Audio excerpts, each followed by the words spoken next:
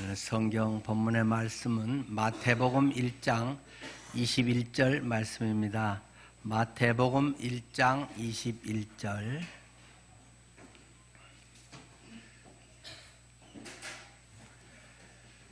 아들을 낳으리니 이름을 예수라 하라.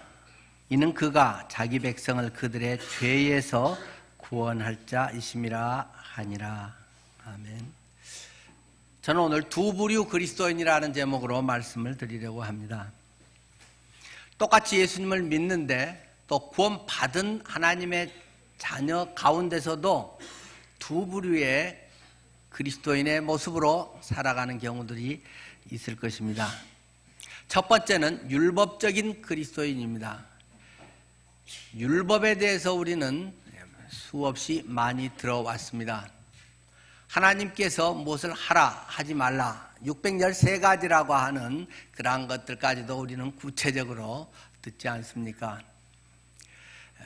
무엇을 해라 하는 248가지, 하지 마라 하는 것을 365일 기억하라 365가지. 이러한 613가지의 율법에 대한 것을 성경에서 찾아 또 정리한 책들도 있습니다만은, 중요한 것은 율법은 선하고 율법은 아름다운 것입니다. 율법은 옳은 것입니다. 그러나 구원받고 율법적인 그리스도인으로 살아간다고 하는 것은 불행한 크리스찬의 삶이 될 수 있다는 것입니다. 이런 예화가 기억나시죠? 어느 부자가 자기의 그 큰 풀장에 악어들이 많이 있는데 거기에 한 50m, 100m 되는 큰 풀장에 악어들을 풀어놓고, 자, 누구든지 이 악어가 있는 풀장을 헤엄쳐서 이 건너편으로 건너오면 내가 1,000만 원을 드리겠습니다. 좀 적은가요? 한 1억 원을 드리겠습니다 하고 방을 붙입니다. 많은 사람들이 도대체 얼마나 뭐가 어떤가 했더니 악어가 한두 마리도 아니고 여러 마리가 우글우글 하고 있습니다. 저쪽 편에 사람들이 야, 누가 과연 여기서 뛰어들어서 저 건너편까지 헤엄쳐 갈 수 있을까 호기심 어린 눈으로 바라보고 있습니다. 신문기자도 왔겠죠? 와서 카메라를 설치하고 바라보고 있습니다. 아무도 뛰어드는 사람이 없습니다. 이러기 정말로 욕심이 나긴 하지만 그러나 악어를 보면 뛰어들 수가 없습니다. 그때 한 사람이 용감하게 뛰어들었다 하잖아요. 뛰어들어서 그냥 죽을 뚱살뚱 막 헤엄을 쳐서 기적적으로 건너편에 도착을 했다는 것입니다. 많은 사람들이 박수를 치고 중계를 했습니다. 그 사람이 올라와서 많은 사람들이 환호 속에서 당신은 어쩌면 이렇게 이 악어가 우글거리는 것을 헤엄쳐 나올 수 있었습니까? 그때 그가 갑자기 뒤를 돌아보면서 누가 밀었어? 라고 얘기했다는 뻔한 예화를 많이 들었을 것입니다. 자칫하면 우리가 이 세상 살아가면서 그런 경우들이 종종 있지 않습니까? 율법적인 그리스도인. 어떤 일을 하면서 마지못해서 어떤 상황에 대해서 또는 누가 떠밀어서 어떤 일을 죽을뚱살뚱 모르고 하는 사람들이 있습니다. 우리는 예수 그리스도를 영접함으로 말미암아 그리스도의 탄생으로 말미암아 그리스도가 또 내 영혼 속에 내 인생 속에 탄생함으로 말미암아서 우리가 하나님의 자녀가 되고 구원받게 됩니다. 모든 사람이 너무나 잘 알고 있습니다. 율법을 지켜서 구원받지 못한다. 율법의 행위로 의롭다함을 얻을 사람은 없다. 너무나도 잘 알고 있는 진리고 교리입니다. 그런데 많은 사람들이 이 구원의 기쁨을 얻고 하나님 자녀라는 신분을 가졌지만 상당수는 다시 율법으로 내려가 버리고 율법에 매어 사는, 율법에 전락한 그런 기준의 삶을 살아가고 있다라는 것입니다. 자원해서 즐겁게 무엇을 하는 것보다는 누가 떠밀어서 마지못해 뭔가를 막 헐떡헐떡 하면서 살아간다는 것입니다.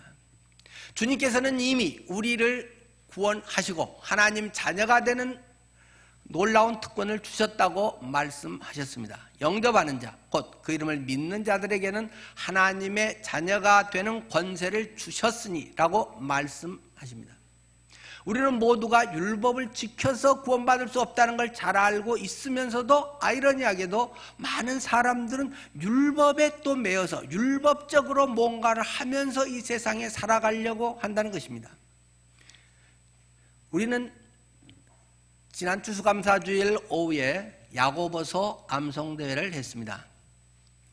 2장까지 했고 이제 올해 추수감사절에는 3, 4, 5장을 해서 야고보서 전체를 통째로 씹어먹는 암송을 이제 마치게 되겠죠. 이미 시험 범위가 나와 있기 때문에 지금부터 외우면 행복하겠죠. 그때 가서 하려면 머리가 막 터질 것 같은데 지난번 2장도 힘들게 외웠는데 석 장을 더 외워야 되느냐 고민할 필요가 없습니다. 1, 2장 분량이나 3, 4, 5장 석 장 분량이나 거의 같기 때문에 별로 지난번과 큰 차이가 없습니다. 자, 야고보서에 대해서 우리는 잘 알고 있습니다. 야고보서는 뭘 말하려는 것입니까? 너희가 이러이러한 행동을 해야 된다, 뭘 지켜라, 그것을 말하려고 하는 것입니까? 야고보서는 우리 믿음의 결과, 믿는 사람의 삶에 우러나는 삶의 모습, 현상, 그것을 야고보는 우리에게 가르쳐주고 있는 것입니다. 이것을 잘 지켜서 복된 삶을 살아라 라는 것을 전제로 이야기하기보다는 믿음이라고 하는 것이 무엇이냐, 내가 예수 그리스도를 영접했는데 그리스도가 내 안에 들어오셔서 나의 주인이 되셨는데 그렇다면 그 결과에 어떠한 모습으로 드러나게 되는가, 어떤 현상이 나타나는가 하는 것입니다. 내가 신분이 하나님 자녀라고 하는 신분을 얻었다. 신분을 얻는 것은 사실은 순간입니다. 아이가 태어나는 것도 생년월일 어느 한 날 또는 뭐 한 시간 아니면 태어나는 순간은 몇 분에 태어날 수 있습니다. 몇 월 며칠 몇 시에 태어났다. 그러나 그 일생을 살아가는 것에는 평생에 많은 것이 걸리지 않습니까? 하나님의 자녀라는 신분을, 주님을 영접하는 순간에 진정으로 예수 그리스도가 나의 모든 죄를 완전히 해결하신 그리스도의 십자가의 보혈의 공로가 나의 모든 것을 해결한, 그래서 나는 영원한 멸망에서 하나님의 자녀로 천국의 백성으로 변화됐다, 신분을 얻었다고 하는 것을 우리는 믿고 알고 있습니다. 그러나 그것이 진짜인지 어떻게 우리가 검증할 수 있겠습니까? 본인도 어떻게 확인할 수 있겠습니까? 잠깐 부흥회 때 감동돼서 와 그런가 봐, 와 너무 감사해, 영화를 보면서 예수님이 저렇게 아프게 죽으셨구나, 저렇게 찔렸구나, 와 피를 저렇게 흘리다니, 그러한 감동, 감정적인 반응은 다른 일반 영화를 봐도 얼마든지 감동을 받을 수 있는 것입니다. 그러나 그것이 나의 영혼 속에, 나의 영에 성령의 깨닫게 하심을 통해서, 성령의 믿어지게 하심을 통해서 내게 살아있는 하나님의 생명으로, 빛으로, 어둠의 불을 켰을 때 스위치를, 믿음의 스위치가 눌러졌을 때 확 켜져서 이렇게 생겼네? 누가 왔네? 하는 것을 알듯이 우리의 영혼에 하나님의 빛이 비춰짐으로 발견되는 것입니다. 믿어지는 것입니다. 그런데 많은 사람들이 믿었는지 안 믿었는지도 잘 모르지만 그때 감동이 있었는데, 그때 울었는데, 이런 것으로 자꾸 자기 믿음의 증거를 찾으려고 한다는 것입니다. 1차적으로 성령께서 내 안에 깨닫게 주심으로 구원의 은혜는 내려지는 것이고, 그런데 내가 구원 받았는지 안 받았는지를 어떻게 알겠습니까? 제일 확실한 것은 그의 삶을 보면 됩니다. 그가 뭘 좋아하는지를 보면 됩니다. 그가 어떻게 돈 쓰고 시간 쓰는지를 보면 알 수 있다는 것입니다. 본인도 알 수 있고 남도 확인할 수 있는 확실한 방법이 야고보서적인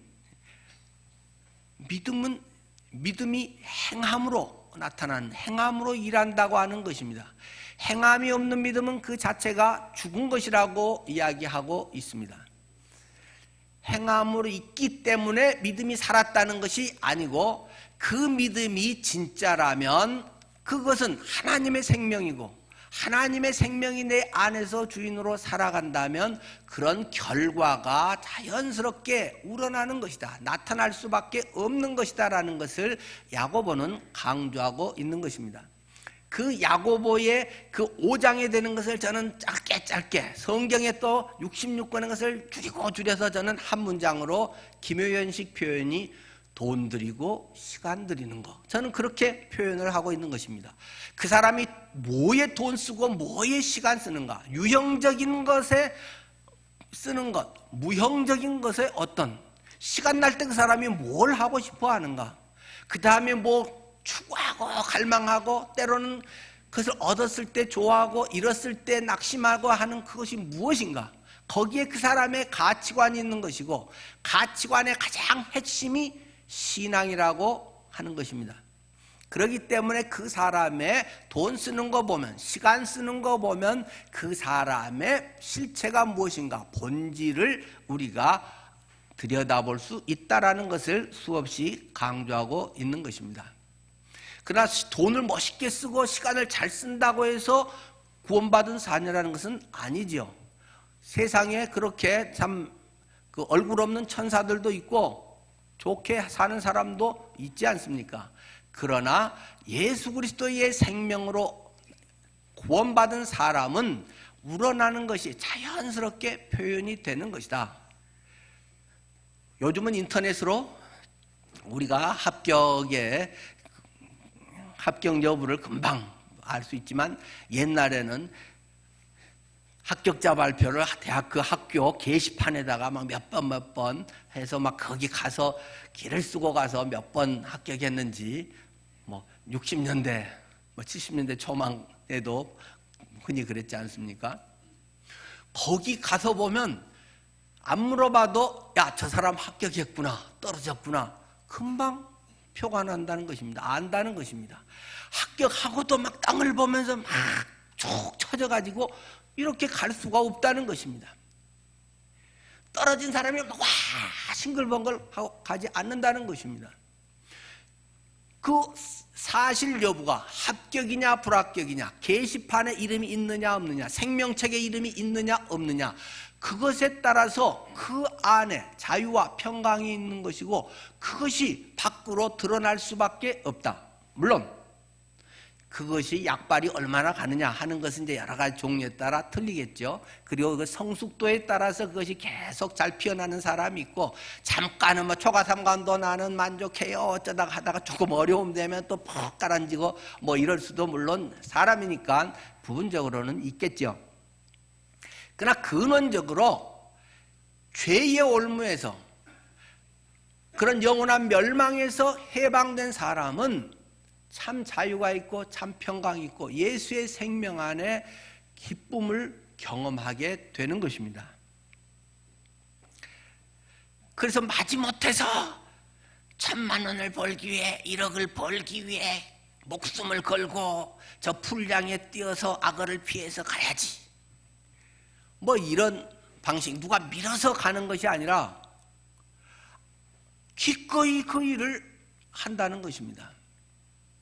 누가 선교사 가라고 막 떠밀고 가면 한 달에 막 뭐 1,000만 원씩을 주겠습니다, 안 그래도 후원자들 없는데도 가겠다고 해서 막 선교를 떠난다는 것입니다. 여기 있으면 편하고 좋은 여건인데도 그걸 다 내려놓고 가족들과의 그런 관계 즐길 수 있는 것도 내려놓고 기꺼이 떠난다는 것입니다.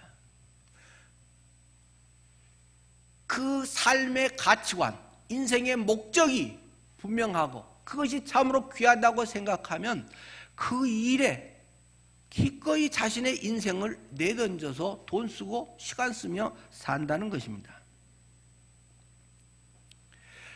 율법적인 그리스도인, 그런 사람들은 평생 입시생 또는 재수생 같이 살아갑니다.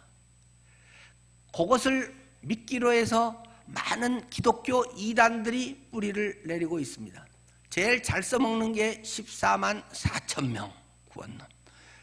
계시록을 통해서 14만 4천 명이 천국에 들어간다. 네가 14만 4천 명에 들어갔냐 못 들어갔냐, 전도를 몇 명 해오고 뭘 얼마나 바치고 그러면 14만 4천 명에 들어갈 수 있다. 그런 것을 다 아주 절묘하게 적용을 시켜가지고 사람들의 네가 조금만 더 하면 14만 4천 명에 들어갈 수 있어. 자꾸 경쟁을 부추겨가지고 그런 것들을 얻도록 발버둥 치고 거기 말 시키는 대로 완전히 노예처럼 하게 만드는 것들이 많은 기독교 이단들이라는 것입니다. 우리는 재수생처럼 살아가지 않습니다. 주님이 이미 성탄을 통해서 이 땅에 오시고 내 영혼에 들어오셨기 때문에 우리는 신분이 확실하게 달라졌고 신분이 달라졌기 때문에 거기에 합당한 삶을 산다는 것입니다. 때로는 세상에서는 고생도 있고 어려움도 있지만 암행의사와 같은 것이다. 비록 굶고 누추한 옷을 입어도 암행의사 마패가 확실하게 있는 한 그의 삶은 주눅들 필요가 없습니다. 왠지 모르게 별로 가진 것도 없는 게 당당하다는 것입니다. 별로 높은 자리도 안 있고 지금 맛있는 것도 못 먹는 것 같은데 암행의사는 한 대 짬을 자도 서러워하지 않는다는 것입니다. 믿는 구석이 무엇인가? 그것이 없으면 밤낮 쫄려서 오늘 저녁은 어디서 자지? 누가 맛있는 것 먹으면 나도 먹고 싶다. 난 언제나 저렇게 살아볼까? 이렇게 하지 않는다는 것입니다. 여러분은 율법적인 성도로 그리스도인이면서 늘 맞냐 틀리냐, 이걸 해야 되냐 안 해야 되냐 이런 기준으로 살아간다면 그런 사람은 기쁨이 없습니다. 남들은 모범생이라고 말할지 모르지만 그 안에는 조금만 흐트러져도 벌 받을 것 같고 조금만 뭘 잘하면 막 자랑하고 싶고 이런 것 속에 사람들의 댓글에 좌우된다는 것입니다. 사람들의 판단 기준에 의해서 집사님 고마워요, 잘했어요, 훌륭해요 하면 오 하고 뭐가 되는 것 같이 뿌듯했다가 안 알아주고 그러면 금방 속상해지고 이런 삶을 살 수밖에 없다는 것입니다. 하나님의 댓글에 민감하라. 하나님이 뭐라고 평가해 주시는가를 따라서 살아야 한다는 것입니다. 두 번째 말씀드리는 것은 은혜를 입은 그리스도인, 은혜로운 그리스도인들이 있다는 것입니다. 율법적인 그리스도인이 있는 반면에 은혜를 입은 그리스도인이 있다. 그 사람은 이미 천국을 소유한 삶입니다. 주 예수 그리스도 안에서 바울이 성경이 수없이 강조하고 있는 것은 예수 그리스도 안에서입니다. 어떤 환경에 그렇게 성경은 별 초점을 두고 있지 않다는 것입니다. 환경은 수시로 바뀔 수 있는 것이고 사람은 아주 환경이나 모든 여건은 상대적이기 때문에 똑같은 것을 갖고 있어도 여기에서는 뭐 폼제고 하다가 큰 재벌을 만나면 쏙 들어가게 됩니다. 내가 높다고 뭐 팍 폼을 재는데 나보다 훨씬 높은 사람이 오면 쏙 들어가게 돼 있습니다. 뭐 군대 같은데 그러지 않습니까? 부사관이라고 폼재고 병들 앞에서 하다가 장교 나타나면 또 꼼짝 못하고 있고 세상의 시스템이라고 하는 것이 그런 것입니다. 그러나 은혜로운 성도, 그것은 그리스도 안에 있는 사람들이다. 남과 비교해서 살아가지 않는다. 나는 나다라는 것입니다. 나는 나라는 것은 무엇입니까? 하나님의 자녀라는 것입니다. 나는 하나님의 사랑받는 자녀다. 놀라운 특권을 가졌다. 내가 쏙 들어가 있는 그분은 만유보다도 크시다라고 성경은 말하고 있습니다. 내가 너를 안다. 내가 너를 사랑한다고 그분이 말하는 그분 안에 있으면 다른 어떤 것도 우리는 두려움이 아니라 하나님을 영화롭게 하는 내 자신의 놀라운 체험을 할 수 있는 절호의 찬스라고 하는 사실입니다. 그렇기 때문에 야고보서에도 말하고 있듯이 너희가 여러 가지 시험을 당하거든 온전히 기쁘게 여기라. 주님께서 오히려 그것이 기뻐할 것이다. 그 일이 없는 것보다 나는 피하고 싶은데 시험, 시련, 고통이 오히려 내게 더 유익한 것임을 성경은 가르치고 있습니다. 온전히 인내를 배우게 하고 그것을 통해서 온전하고 구비하여 조금 더 부족함이 없도록 주님께서 우리를 인도하신다는 이 간단한 사실, 야고보서 외우기 작정만 하면 바로 2, 3, 4절 1장에서도 외우는 이런 걸 통해서 우리에게 계속 말하고 있는 것입니다. 은혜라고 하는 것은 무엇입니까? 쉬운 우리말로 다시 정리한다면 안 해도 되는 걸 하는 것입니다. 안 해줘도 되는 걸 해주는 것입니다. 은혜로운 성도, 예수 그리스도는 안 해도 되는 것을 하신 분입니다. 오지랖이 아주 넓은 분입니다. 가만히 있다가 사람들 주님의 심판대 앞에 오면 불꽃 같은 눈으로 투시하면서 네 죄가 있구만, 죄인, 땅땅, 지옥 이러면 간단히 끝나는데 하나님의 보좌 우편에 앉아갖고 같이 보면서 이것들 싹쓸이 지옥이네 그러면 끝나는데 그분은 몸을 입고 이 세상에 와서 바닥 인생으로 하층민으로 또는 가장 보편적인 모습으로 사셨다는 것입니다. 온갖 서러움과 피눈물, 모욕, 채찍질을 당하셨다는 것입니다. 그분이 고스란히 그것을 내가 받아야 할 것을 대신 받고 죽으셨다는 것입니다. 죽어주셨다는 것입니다. 안 해도 되는 짓을 하는 것, 그것을 은혜라고 성경은 이야기하고 있습니다. 은혜의 주님, 그분은 안 하셔도 되는 일을 하는 것입니다. 예수를 영접한 사람의 삶은 이러한 은혜를 받았기 때문에 우리의 삶도 안 해도 되는 짓을 하는 사람들이 예수쟁이들이다라는 것입니다. 성탄의 은혜를 아는 사람은 안 해도 되는 일을 하는 것입니다. 누가 교회 앞에 주일마다 낙엽을 쓸고 뭐 하란 말 안 해도 누군가는 즐거움으로 하지 않습니까? 수년 동안 변영식 집사님이 일찍 겨울에도 추운 날에도 손을 호흡 불어가면서 수년간을 교회 앞마당을 쓰셨습니다. 지금도 이어서 누가 추첨해서나 당번정해서 하는 것도 아닌데 매일 제가 오는 것보다도 더 빠르게 그분은 와서 낙엽을 쓸고 앞마당 청소를 합니다. 그 안 하면 회장 자리, 이영재 회장 자르는 것도 아닌데 그 열심히 와서 그 일을 합니다. 그리고 아무런 내색도 하지 않습니다. 그것이 은혜의 삶 아니겠습니까? 안 해도 되는 거 하는 것입니다. 내 청소 딱 그것만 해도 되는데 다른 때도 몰래 와서 화장실 청소도 하기도 하고 쓰레기통 비워놓고 가기도 하고 식사당번 내가 그때 안 해도 되는데 한 번 더 하겠다고 해서 자원해서 할 수도 있고 누구 어려운 사람이 있을 때 회비 걷어서 하자 해도 되는데 자기가 어렵게 몇 달 동안 모은 돈을 조용히 지정헌금으로 누구에게 전해주세요 하고 전달하고 우리 성도님들 그렇게 하지 않습니까? 지난번 또 지금도 해마다 그 우리 교회 창립 때 화분 보내고 도자기랑 지난번 우리 컵이랑 그 몽땅 보내는 우리 최 집사, 청주에 살면서도 해마다 우리 창립주일에 그것을 보냅니다.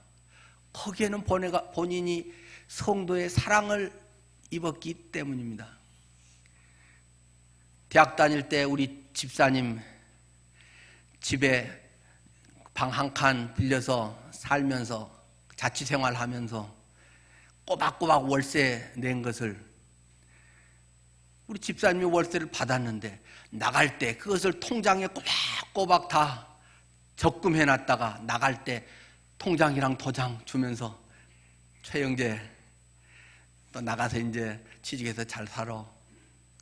우리 집사님 부부가 그렇게 좋지 않습니까? 결혼해가지고 청주에 내려가서도 꼬박꼬박 교회에 대한 감사를 간직하고 살아가지 않습니까? 월세 받았으면 당연히 내 집 내주고 남보다 뭐 조금 더 싸게 내줬으면 그것으로 감지덕지지, 월세 낸 걸 꼬박꼬박 적금을 100% 해가지고 그대로 나갈 때 내주는 거, 이런 것이 은혜라고 하는 것입니다. 안 해도 됩니다. 누가 월세 받았다고 욕하지 않습니다. 당연한 것입니다.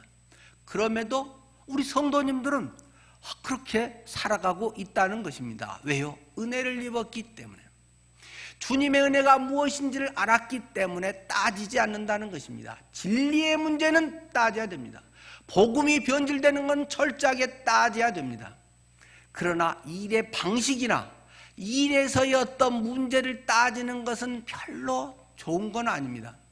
오른손이 하는 일을 왼손이 모르게 할 수 있는 대로 모르게 더 할 수 있는 것이 은혜이고 복이 됩니다. 물론 은혜라는 단어는 하나님에게만 쓸 수 있는 용어지요.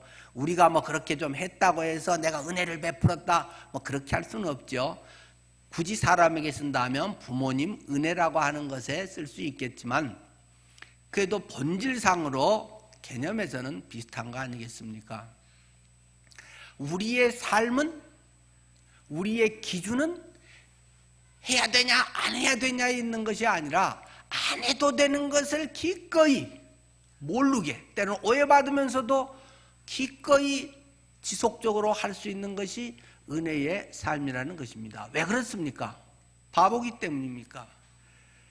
주님의 은혜가 너무 크기 때문에 믿음이 우러나서, 주님의 사랑이 우러나서 행동으로 표현된다는 것입니다.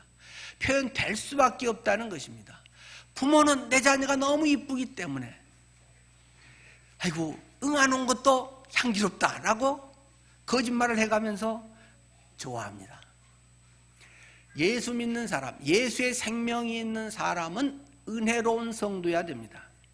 교회 안에서는 따지는 것, 그런 것은 별로 은혜가 안 됩니다. 진리의 문제에서는 기꺼이 따져야 되지만 일하는 거, 돈 문제, 부정에 대해서는 따져야 되지만 이렇게 하느냐 저렇게 하느냐, 내게 한 번 더 들어오느냐 덜 들어오냐, 이런 것 가지고 따지는 것은 맞냐 틀리냐를 논하기 전에 내가 예수의 심정을 가지고 있는가 하는 것을 먼저 점검해 볼 필요가 있다는 것입니다. 자, 두 부류의 크리스찬에 대해서 말씀을 드렸습니다. 율법적인 크리스찬으로서 여전히 구원은 받았을지라도 별 인생에 재미가 없는 그저 그런 습관적으로 살아가는 사람, 그러나 은혜를 입은 성도, 왠지 모르게 기쁘고 뭐라고 설명은 못하겠는데 거기까지 그거 갖고 뭐 기쁘냐? 그래서 나는 뭔지 모르는 기쁨, 그런 것이 우리들의 모습이라는 것입니다. 여러분의 얼굴을 한번 서로 보십시오. 자, 한번 10초만. 네. 맨날 찡찡하다, 근엄하다 하면 다시 한번 신앙을 점검해 볼 필요도 있겠죠. 뭐 구원은 받았겠지만은 내 안에 예수의 기쁨, 성령의 충만함, 날마다 예수가 주인인 삶은 그것을 다른 사람에게 흘려보내는, 그것이 자연스럽게 쇼하지 않아도 우러나온다는 것입니다. 사랑과 재채기는 숨길 수 없다. 우리 교회 자매님들은 굉장히 아주 이런 데 뛰어나시기 때문에 교회 안에서 누구하고 누군가 사귄 것 같아요 하고 금방 알아내시는 걸 종종 보게 됩니다. 저한테 와서도 누가 누구 사귀지 않아요 하고 물어보신 경우들이 있습니다. 왠지 사랑하고 하면 둘이 표정이 틀려진다는 것입니다. 눈짓이 달라진다는 것입니다. 그 안에 사랑의 마음이 있는 것, 우리들이 성탄을 맞아서 그러한 삶을 살아가기를 바랍니다. 은혜가 충만한 우리들 푸른 성도님들 되기를 축원하면서 기도하겠습니다.